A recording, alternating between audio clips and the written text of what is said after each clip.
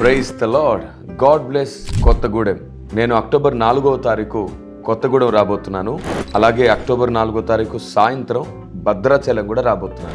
కొత్తగూడెంలో ఉదయం 10 గంటలకు జరగబోతున్నటువంటి సభలో నేను ఉండబోతున్నాను. భద్రాచలంలో సాయంత్రం జరగబోతున్నటువంటి సభలో నేను ఉండబోతున్నాను. తప్పకుండా హాజరయ్యే ప్రయత్నం చేయండి.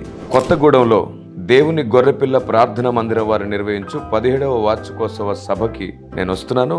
మీరందరూ కూడా హాజరవ్వండి. ప్రేమతో ఆహ్వానించేవారు రెవరెండ్ సిహెచ్ క్రిస్టఫర్ గారు, అలాగే దైవజనురాలు సిహెచ్ శాంతి కుమారి గారు. వివరాలకు మీకు నంబర్స్ ఇవ్వబడుతున్నాయి. తప్పకుండా హాజరవ్వండి. స్థలం దేవుని గొర్రెపిల్ల ప్రార్థన గోపురం, ఇంజనీరింగ్ కాలేజ్ లోపల, మెడికల్ కాలేజ్ ఎదురుగా. అలాగే భద్రాచలం సాయంత్రం 6 గంటలకు జరగబోతున్నటువంటి సభలో నేను భద్రాచలంలో ఉండబోతున్నాను. ప్రేమతో ఆహ్వానించేవారు కృపాక్షేమం మందిరం సహవాసం, పాస్టర్ పి ప్రవీణ్ కుమార్ గారు, దైవజనురాలు పి కావ్య గారు. మీకు వివరాలకు నంబర్స్ ఇవ్వబడుతున్నాయి. తప్పకుండా హాజరయ్యే ప్రయత్నం చేయండి. స్థలం జూనియర్ కాలేజీ గ్రౌండ్, భద్రాచలం. మీకు తెలుసా సాతాను ఎంత కుట్రదారియో?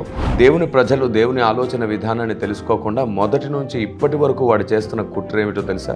దేవుడు ప్రవక్తల్ని పంపించాడు, అపోస్తులను పంపించాడు. దేవుడు ఆయన పాత్రల్ని పంపించినప్పుడు దేవుని ప్రజలే దేవుని పాత్రలను నశించుకునేటట్లు సాతాను దేవుని దగ్గర నుంచి ఎన్నో అనుమతులు తీసుకొని ఈ పాత్రల మీద బురద జల్లినప్పుడు, ఎలాగో మనలో ఆకాశం నుంచి ఊడిపడ్డ అధిక నీతిమంతులు ఉండే ఉన్నారు కదా, వీరు ఊరుకోరు. శాస్త్రులు పరిచయలాగా రాళ్ళు రుబి చంపే పనిలో ప్రజల్ని రెచ్చగొడుతూ ఉంటారు. తమ నోటి మాటలను రాళ్లుగా మాట్లాడి నాలుకతో ప్రకృతి చక్రమునకు చిచ్చు పెట్టే అధిక నీతిమంతులు, అక్షరార్థులు, సిద్ధాంతవాదులు ఎందరో భూమి మీద ఉన్నారు.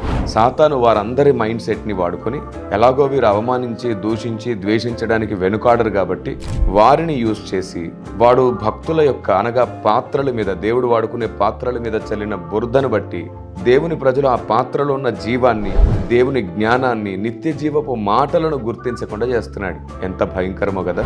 ఆ పాత్ర కంటిన బురదను కడుక్కుంటే సరిపోతుంది, లోనున్న జీవాన్ని మనం పొందుకోవచ్చు. కానీ పాత్రకున్న బురదను కడిగే స్వభావం అది ప్రేమతోనే సాధ్యం.